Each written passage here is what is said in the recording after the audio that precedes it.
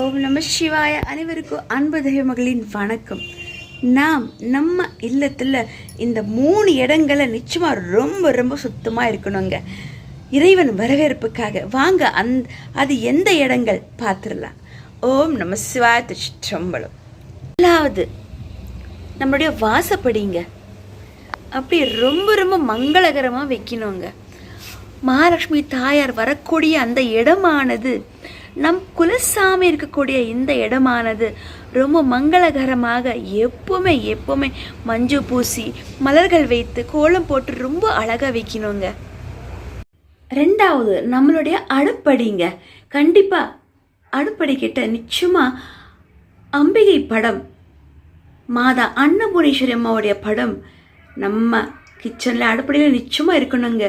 ஏனென்றால் காஷியில் மாதா அன்னபூர்ணேஸ்வரி அம்மா கிட்ட அன்னம் வாங்கிதான் நம் சிவபெருமான் நமக்கெல்லாம் அருள்பாலிக்கிறாங்க. கண்டிப்பாக இதை நாம் மறக்கக்கூடாது.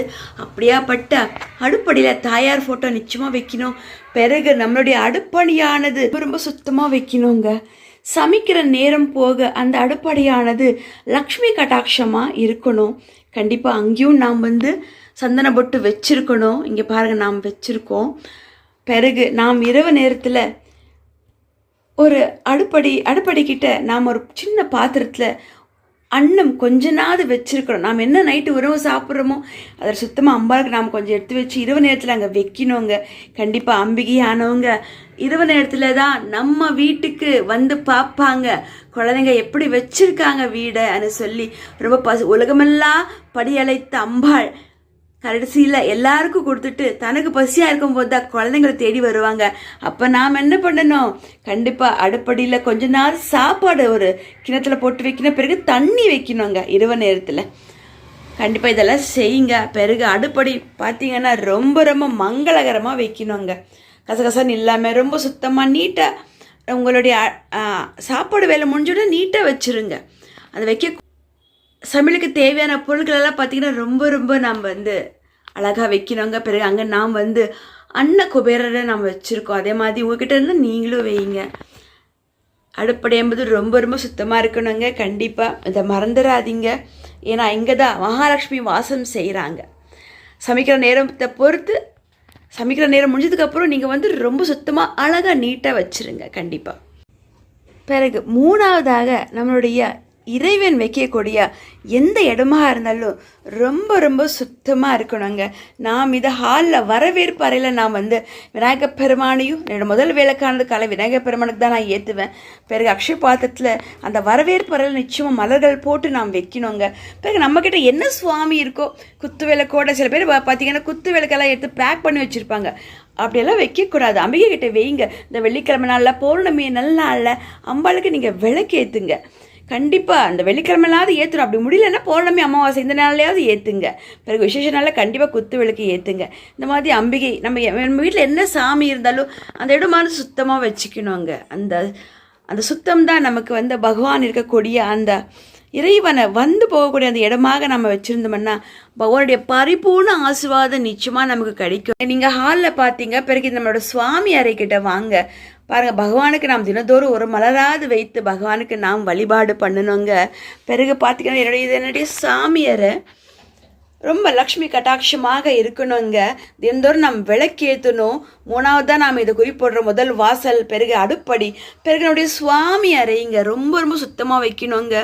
தினந்தோறும் அவருக்கு தண்ணி வச்சு சாப்பாடு உங்களால் என்ன முடியுமோ அதை வைங்க. மறக்காமல் பசும்பால் தினந்தோறும் நம்ம காஃபிக்காகவோ டீக்காகவோ நம்ம காசுவோம் பாருங்கள். அந்த இடத்துல பகவானுக்கு கண்ணப்பெருமானுக்கு சிவபெருமானுக்குன்னு சொல்லி பால் வைங்க இறைவனுக்கு. இதனுடைய பரிபூர்ண ஆசீர்வாதம் நமக்கு கிடைக்குங்க. கண்டிப்பாக இந்த இடமெல்லாம் பார்த்திங்கன்னா நம்ம ரொம்ப ரொம்ப சுத்தமாக வைக்கணுங்க. இங்கே தான் தாய் மகாலட்சுமி குடியிருப்பாங்க. துர்கா லக்ஷ்மி சரஸ்வதியாக அம்பிகை நம்ம தினந்தோறும் நம்ம வீட்டுக்கு வருவாங்க. அது இரவு நேரத்தில் தாங்க. உலகம் முழுவதும் அவங்க எல்லாருக்கும் அவங்களுடைய கஷ்டங்களெல்லாம் தீர்த்து வைத்து பிறகு சாப்பாடு படி அளந்து பிறகு அவங்களுக்கு பசியாக இருக்கும்போது என்னுடைய குழந்தைங்க வீட்டுக்கு போகலான்னு சொல்லிட்டு இரவு நேரத்தில் தாங்க வருவாங்க. இரவு நேரமானது அடுப்படி ரொம்ப ரொம்ப சுத்தமாக லக்ஷ்மி கடாட்சமாக இருக்கணுங்க. பிறகு அதிகாலை நேரம் பிரம்ம முகூர்த்த நேரத்தில் எந்திரிச்சு வாசலுக்கு சாணம் போட்டு இல்லை மஞ்சள் தண்ணி தொளிச்சோ நல்ல மங்களகரமாக பூவெல்லாம் போட்டு தேவி வரும்போது ஆஹா என் குழந்தை எவ்வளோ அழகாக வச்சுருக்கா பாருன்னு சொல்லி அவங்களுடைய வலது கால் வைத்து தான் வீட்டுக்கு வரணுங்க. அந்த மாதிரி வாசலானது வைக்கணும். பிறகு நம்முடைய சுவாமி அறை ரொம்ப ரொம்ப சுத்தமாக மங்களகரமாக இருக்கிறோங்க. நம்மளை சுற்றி இறைவன் இருக்கும்போது நமக்கு உறவுகள் இருக்காங்கன்னு சொல்லி உணர்ந்தவன்னா அப்படியாப்பட்ட இறைவனை நாம் எப்படி வர வைக்கணும், நம்ம இல்லம் எப்படி வச்சுக்கணும், நல்லா வைங்க. பகவானை மனதார வர வைங்க. முதல்ல மன சுத்தம், பிறகு நம்ம இல்லம் சுத்தம் இல்லைங்களா? கண்டிப்பாக இதெல்லாம் பண்ணுங்க. இறைவனை மனதார வர வைங்க. பகவானுடைய பரிபூர்ண ஆசீர்வாதம் நிச்சயமாக நமக்கு கிடைக்கும். எப்பொழுதும் எல்லா இடத்துலையும் எல்லா நேரத்திலும் இறைவன் நமக்கு துணையாக இருப்பாங்க. கையே விட மாட்டாங்க. எப்பொழுது துணையாக இருப்பாங்க. சத்தியமாக கை எப்பொழுதும் விட மாட்டாங்க. ஓம் நம சிவாய வாழ்க. நாதன் தாழ்வாழ்க. இப்பொழுது என் நெஞ்சில் நீகாதான் தாழ்வாழ்க. எம் குலசாமியே துணை மிருகப்பெருமானே போற்றி போற்றி. வெற்றி முனிதான வீறு முனிதாரே மிருகப்பெருமானே போற்றி போற்றி. சிவா இந்த வீடியோ யார் பார்த்தாலும் மறக்காமல் கமெண்ட் பாக்ஸில் ஓம் நம சிவாயான்னு எழுதுங்க. இது இறைவனே சேரும். இந்த மந்திரமானது நம சிவாய் அந்த எழுதுறீங்க பார்த்தீங்களா? சில பேர் சில இடத்துல நேரமே இல்லாமல் இருக்கலாம். இந்த வீடியோ பார்க்கும்போது நிச்சயமாக எழுதுங்க ஓம் நம சிவாய. நாம் எழுதக்கூடிய இந்த நமச்சிவாய மந்திரமானது சிவபெருமானுக்கே சிவகுலத்துக்கே போய் சேரும். ஓம் நம சிவாய. திருச்சிற்றம்பலம். நன்றி. அன்பு தேவமகள் என் விகாஷ்டி. நன்றி. या देवी सर्वभूतेषु शक्तिरूपेण संस्थिता